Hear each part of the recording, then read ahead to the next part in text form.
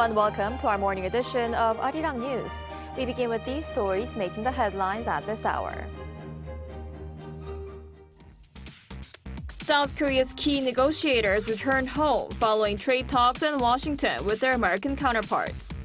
The presidential chief of policy said there was progress made on most key issues and expressed hope of reaching an agreement before the APEC leaders' meeting next week. An autopsy is said to be carried out in Cambodia today on the body of a South Korean college student killed in the country, as officials aim to determine whether there were signs of torture. Meanwhile, South Korean police have arrested a key suspect linked to the case, who allegedly lured the victim to Cambodia. Less than 10 days since Israel and Gaza agreed to a U.S. brokered ceasefire, Israel has launched airstrikes on Gaza. Hamas and Israel accused each other of violations, as medical sources in Gaza put the death toll there at a minimum of 44 people, while the Israeli military said 2 soldiers were killed. With only 9 days left until U.S. President Donald Trump's reported visit to South Korea for APEC 2025 Korea, negotiations between the two countries have reportedly made progress. Now, this comes after South Korea's key negotiators returned from Washington following talks with their U.S. counterparts. Our An Sung-jin starts us off. Negotiations between South Korea and the U.S. may have seen some progress following trade talks in Washington. Upon arrival back in Korea on Sunday, Presidential Chief of Policy Kim Yong-bum stated that some progress had been made on most key issues, though some still need coordination. The possibility of reaching a final agreement before the APEC 2025 Korea has increased through the visit. No specific details were provided on the breakdown of the $350 billion investment in the U.S., such as the payment method or a potential currency swap agreement. Kim did, however, note that the U.S. is fully aware of the impact that the investment would bring to Seoul's foreign exchange market. The U.S. had previously demanded a full upfront payment of the $350 billion investment, whereas Korea had proposed an extended investment period of around 10 years or an increase in loan payments instead. Neighboring Japan is to be investing funds per individual project rather than a lump sum upfront payment. Meanwhile, amid ongoing trade talks, South Korea's key business leaders, including Chairman of Samsung Electronics Ejae, Chairman of SK Group Chae Tae-won, and Chairman of Hyundai Motor Group Jung Hee-sun, gathered for a golf meeting with President Trump alongside business figures from Japan and Taiwan. Though details of the golf meeting haven't been specified, there's speculation on whether the leading figures from South Korea's chip, automobile, and battery discussed investments in the U.S. An Sung-jin, Arirang News. In other news, an autopsy is set to be conducted today in Cambodia on the body of a 22-year-old South Korean college student who was found dead in the country. Authorities say the procedure, which will involve 7 South Korean officials, aims to determine whether there were signs of torture before his death.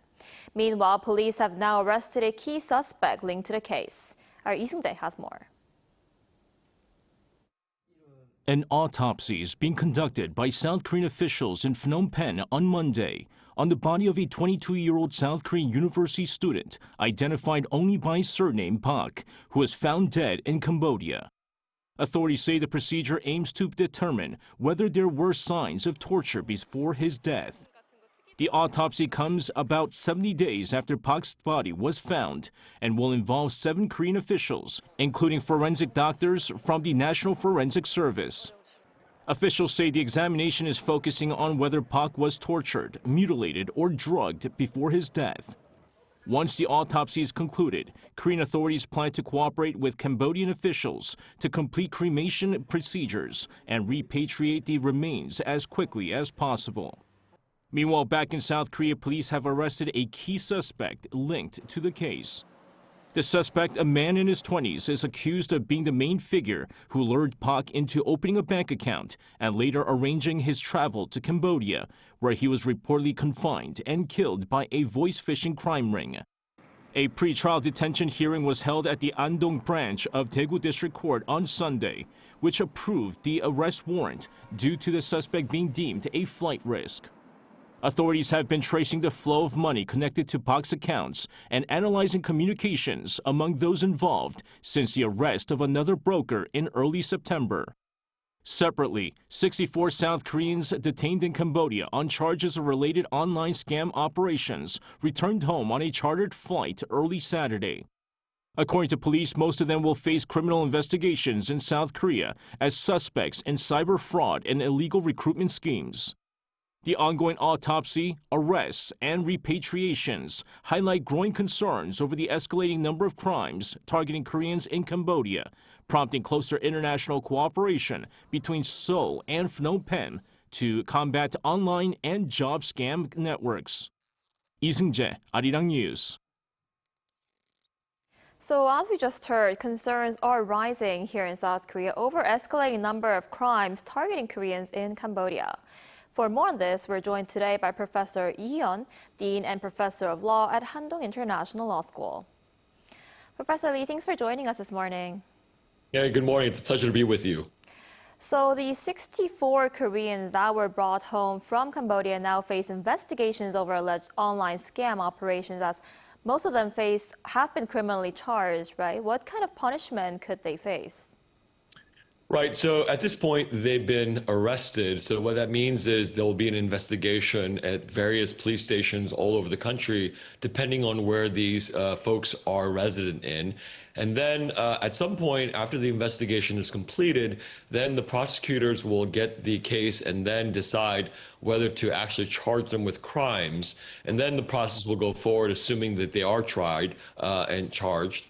But as you mentioned, there are a number of different crimes that are potentially they could be prosecuted for. So for instance, with respect to violations of the Communications Fraud Act, Electronic Financial Transactions Act, as well as related issues to human trafficking, as well as if anyone was directly involved in the torture of or confinement of Koreans abroad, those are also possible crimes where they could be charged. So here we're talking about a wide-ranging investigation, given the number of people involved, but I think we'll have to wait and see exactly what the prosecutors do with respect to what crimes they're charged with. Right, like you just mentioned, this case is very complicated because being kidnapped and tortured in Cambodia is a separate issue from the alleged crimes like voice phishing or romance scams. So there has been long criticism that punishments for such offenses in South Korea have been too lenient. What's your take on this? Yeah, in terms of the actual crimes as you sort of laid out here, they're overlapping issues, but naturally they're separate issues here. So the one area, as you refer to, was the voice phishing with respect to crime rings that are sort of engaged in committing fraud against Koreans here in South Korea. But with respect to the other aspect of, which is the more serious aspect of the crimes, here is the human trafficking and, again, alleged torture that has occurred against Koreans abroad. And so with respect to those two crimes, while they're related to each other, they're going to be treated separately. But as you mentioned, the issue of financial crimes specifically, there has been criticism that's been laid out with respect to whether or not those crimes are treated too leniently in terms of jail time, as well as fines that are given to individuals who are accused and then prosecuted and then found guilty. So there is this sense, I think, among people who want to see stronger punishments given to people, especially stronger jail time, longer jail sentences, because of the nature of these crimes and how they've led to now these violent crimes being committed against Koreans. So I think there is something to be said about the leniency that's given. But, obviously, every crime is treated separately. Every individual is treated separately. So we'll have to see in terms of the individual cases, are there any facts that maybe warrant lessening the crimes here with respect to punishment? But in general, I think people are calling for stronger punishments to be laid out towards those individuals.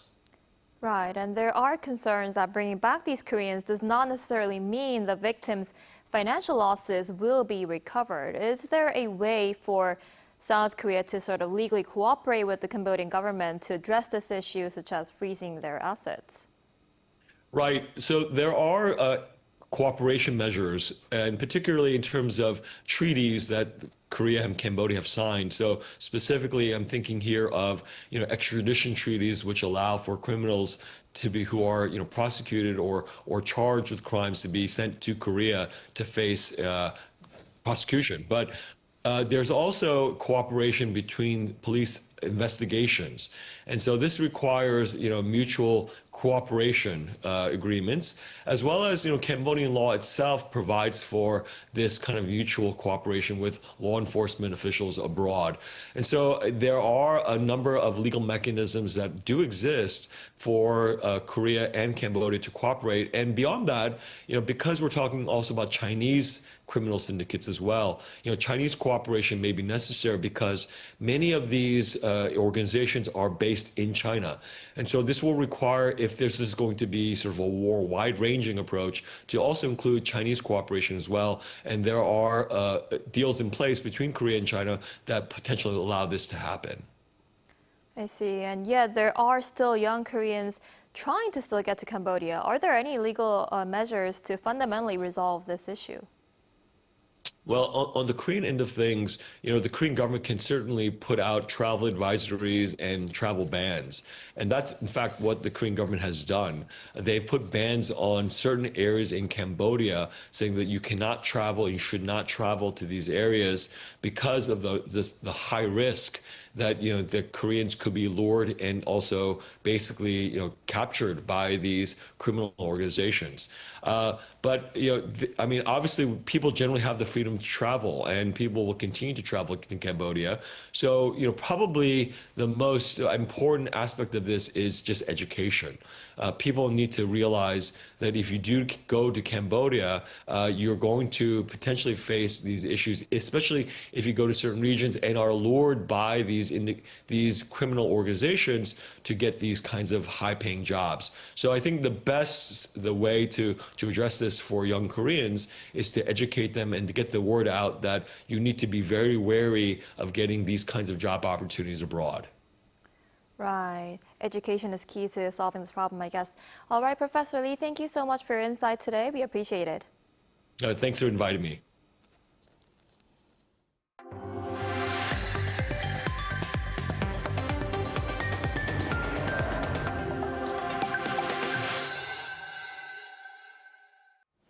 South Korea's per capita GDP is expected to fall 3 places on the list of countries this year, from 34th to 37th. According to the Bank of Korea on Monday, the IMF's World Economic Outlook released last week showed that South Korea's per capita GDP stood at $35,962 for this year, a 0.8% drop from last year. Taiwan is expected to climb from 38th to 35th place, overtaking South Korea for the first time in 22 years. Despite the short-term decline, the IMF expects South Korea to surpass the $40,000 mark in 2028, with an estimated per capita GDP of $40,802. On the cultural front, with growing interest in Korea and thanks to the success of Korean animation K-pop Demon Hunters, the number of visitors to Nat'l Museum of Korea this year surpassed 5 million for the first time in its 80-year history. Our Kim Bo-kyung tells us more. Annual visitors to the Nat'l Museum of Korea have surpassed 5 million for the first time.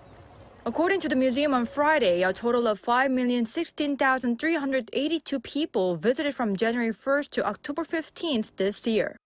Among them, 4.83 million were South Koreans and 185,705 were foreign nationals.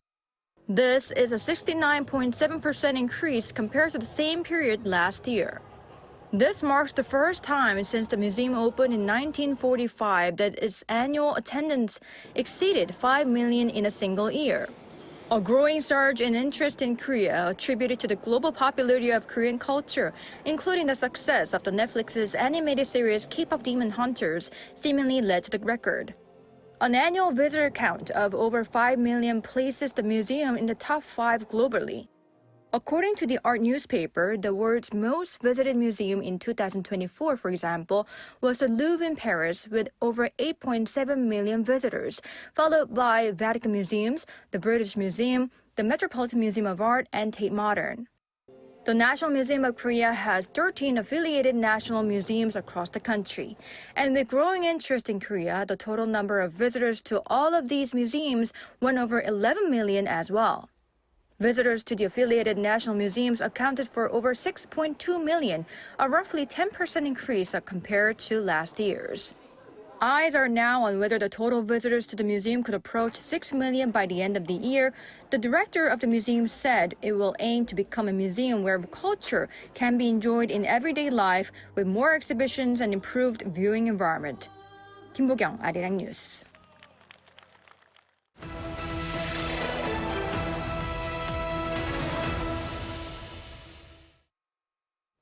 Ejae, the singer and co-writer of the K-pop Demon Hunters soundtrack song Golden, is here in South Korea, her country of birth.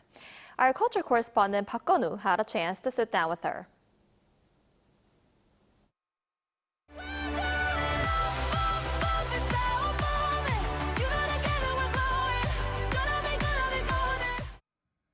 Up, up, up, Ejae goes, breaking records by topping the Billboard Hot 100 for 8 straight weeks. When Golden first hit #1, she says there was one person she couldn't stop thinking about. The first thing I thought of was 11, 12-year-old Ejae working her butt off in the studio at SM. And it was, a little message to her if it reached, that you did so good. For more than 2 decades, she's faced her share of hardships, especially during her 10+ years as a K-pop trainee. Though she failed to debut as an idol back then, she says every moment happened for a reason. I never, ever thought I'd be a songwriter in my life. That was never in my wish list. It just kind of organically happened when, after I came out of SM, I didn't know what I was supposed to do. She spent long hours working alone, training herself to be better at songwriting. Then came the pandemic. When that happened, we had to stay home. So it was hard, but it was honestly in a way amazing. It was a great experience because that's when I actually learned how to teach myself how to record. And a lot of songwriters don't really know how to record themselves or mix. Through lessons learned from hard times, she joined the K-pop Demon Hunters team and helped spark a global phenomenon. As excitement builds for a possible sequel, Ejae told us about her creative ideas without hesitation. 트로트, literally. That would be amazing. So we'd love to explore the 판소리 Arirang world. And with the soundtrack's success, Golden was submitted in multiple categories for next year's Grammy Awards, boosting her chances for a win. Winning a Grammy Award is just truly something I wish I saw a fellow Korean American woman, Asian American woman in the industry to win. It would open doors for so many people. After all these achievements, she reflects on what her younger self might say to her today. What do you think 11-year-old Ejae would tell you, seeing you now in one of your most golden moments of your life? Oh my God, that's another emotional question. I think she'd just be thank you. At the same time, she admits feeling pressure as expectations on her are so high. Be like water. And I love that saying. That's kind of the concept of whatever comes your way, even if there's a lot of pressure, just do your best. Do whatever you can and 최선을 다해. She also offered a heartfelt message to anyone chasing their dreams. If my story helps, please work hard, be resilient, be kind to yourself, and also be kind to others. Everyone needs a little bit of kindness. With that mindset, Ejae says she's working on her next steps, getting better at songwriting and exploring who she is as an artist, poised to shine golden as she was born to be. Park Gun-woo, Arirang News.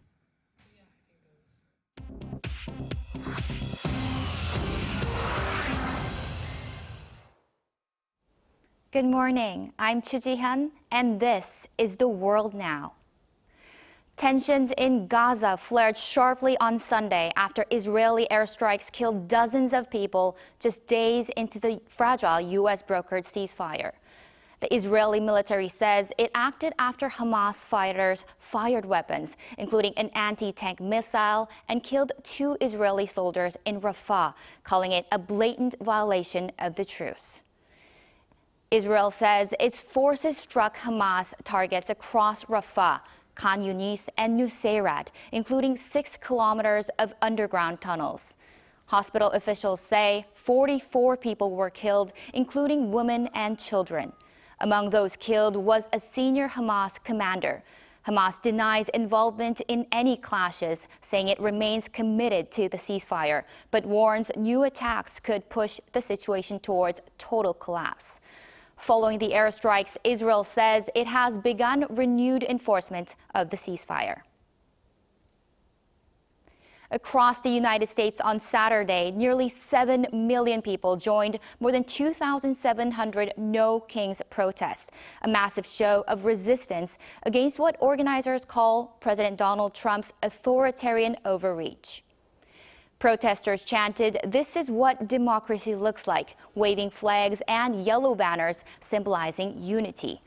Organizers say the movement grew after mass immigration raids and the deployment of federal troops into Democratic-led cities.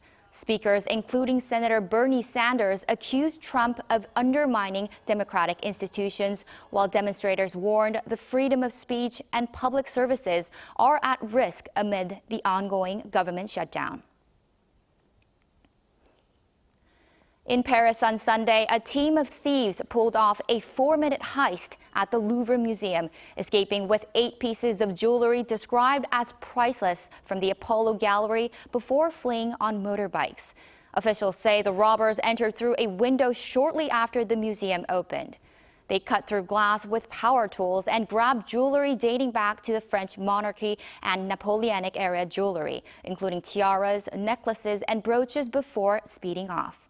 French President Emmanuel Macron condemned the robbery as an attack on national heritage and viewed those responsible would be brought to justice. Authorities say the theft was likely carried out by professional criminals targeting valuable art. The bassist and founding member of Limp Bizkit, Sam Rivers, has died at the age of 48. The band announced his death in a social media post on Sunday, but did not disclose the circumstances of how he died. Limp Bizkit calls Rivers the group's heartbeat, saying his talent was effortless and his presence unforgettable. Frontman Fred Durst said he has shed gallons of tears and praised Rivers' ability to pull beautiful sadness out of the bass. Rivers previously battled liver disease and underwent a transplant before rejoining the band in 2018.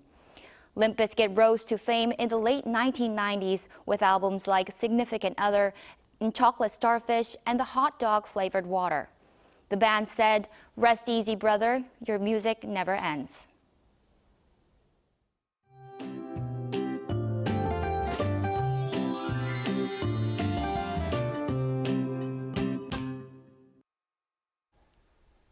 Many regions had the coldest morning of the entire autumn season so far. Arctic air has streamed in from the north, causing temperatures to plunge overnight nationwide. And because of the strong winds and the sudden drop, it feels like temperatures will be quite severe all day, so make sure to bundle up. The skies over the central regions in Gyeongsang-Pukto province will gradually cloud over. Rain is expected along the east coast with 5 to 40 millimeters in the forecast, and where the temperatures are the lowest in the mountainous areas of Gangwon-do province, that rain could turn into snow, bringing the season's first snowfall of around 1 centimeter. And frost is also expected in inland areas. And this afternoon, most parts will see temperatures going down 3 to 5 degrees lower than norms, topping out at 15 degrees Celsius here in the capital, Daegu, Gyeongju, at 17 degrees. Early winter mornings will last until Wednesday. Please take good care of your health with this sharp temperature change.